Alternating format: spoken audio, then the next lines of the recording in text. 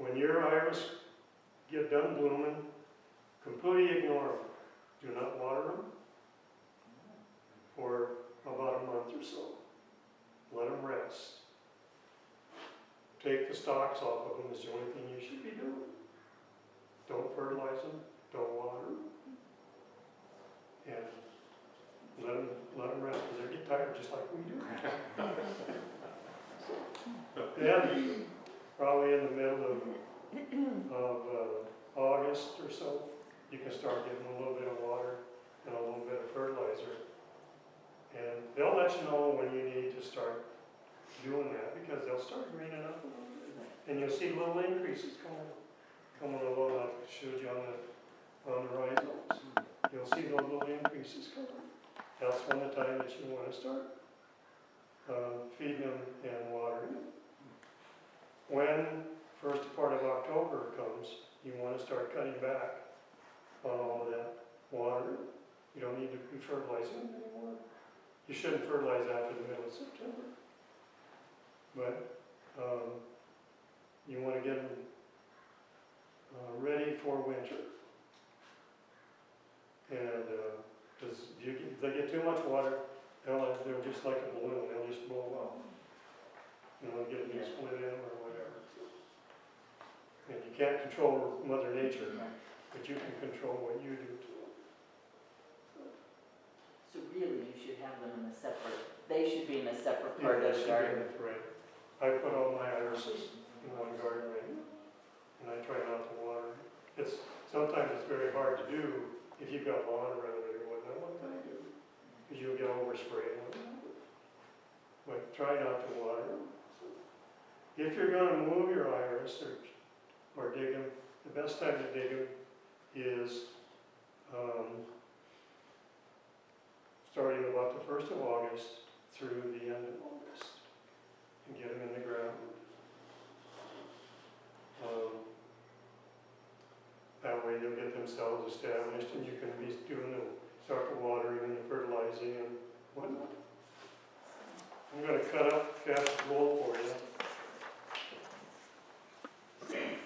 What you want to do is, the easiest way to get rid of this guy is just to break it off. That's the one that's no longer will move.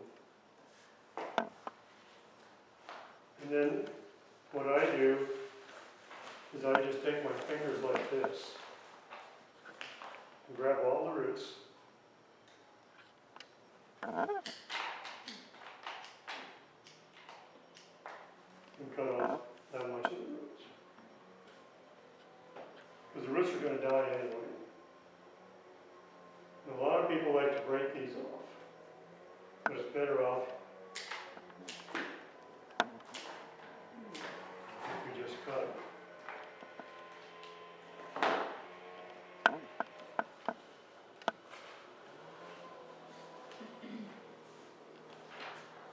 And maybe you might want to gather around up here. And one of the things that we always get at the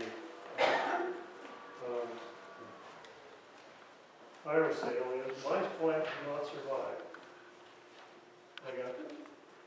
Well, I'm going to do one other thing, and that is to trim the leaves off. So, you end up with something like this.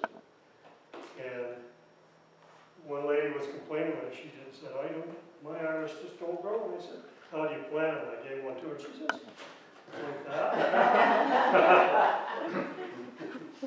I said, that's incorrect. So what you need to do is make a mound, take the roots, put them in half, and put them on top of that mound. Make sure the roots go down in the soil. In the spotting soil, it's hard for them to see. But then you plant them 3 in a bunch like this. If you've got 3, if you've got 2, plant them opposite each other. If you've got 1, that's fine. And I forgot to bring it, but what I generally do, and once I get it planted, is I'll put a flat rock, like a piece of shale about 3/4, That'll hold that rhizome in place for the winter, and then in the spring take it off. And then it'll go, So, And they'll spread. and then it'll go. Yeah. What kind of soil? Hmm? What kind of soils? They'll grow in any type of garden soil. Even some clay? Right. Yeah. That's Clay. my recipe. Clay, okay. They will, Gravel too. they will tolerate a little bit of, if you want to give some horse manure, roll out horse manure, or compost, or anything like that. Okay. They like that. Mix it in the soil, down to 8 inches. Okay. You know, that's 8 inches. Yeah, okay. Most people go that, oh, that's 8 inches. Yeah. A shovel is not 8 inches. It's not? No, a shovel is only 6 inches. The point of it is 8 inches.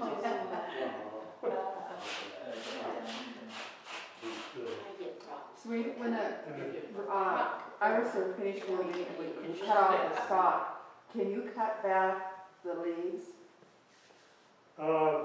I would not cut them back until after, till later. If you're not gonna dig that iris, I wouldn't dig it until they start showing up. Again, the little green starts showing up, then cut it back. I've always put We've cut ours completely, so we would put I other see flowers. people go around and cut it, Yeah. cut it back. You And mean I've for done- the winter? And I've done that, No, right now. Oh. We've cut ours back so that other flowers would show up. yeah, I don't have a bed as you do, Yeah. you know, ours just along yeah, an area. but It's really dug out. if you're gonna do that, Okay. I would leave, if it's got 4 or 5 fans coming up, Mhm. maybe leave the 4 fans and leave 2 or 3 fans in the middle so that it gets more sun to start feeding the roots. I don't think we did that. They need sun just like you and I do. Yeah. And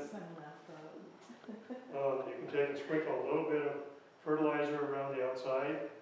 Just dig a little trench and put it in there. Work it in.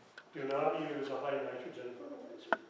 That's a death knell for the viruses, is nitrogen. What about llama manure? Llama manure works fine. But it's a lot hotter than regular Make sure it's fertilizer, so well aged. I use less than normal. Okay.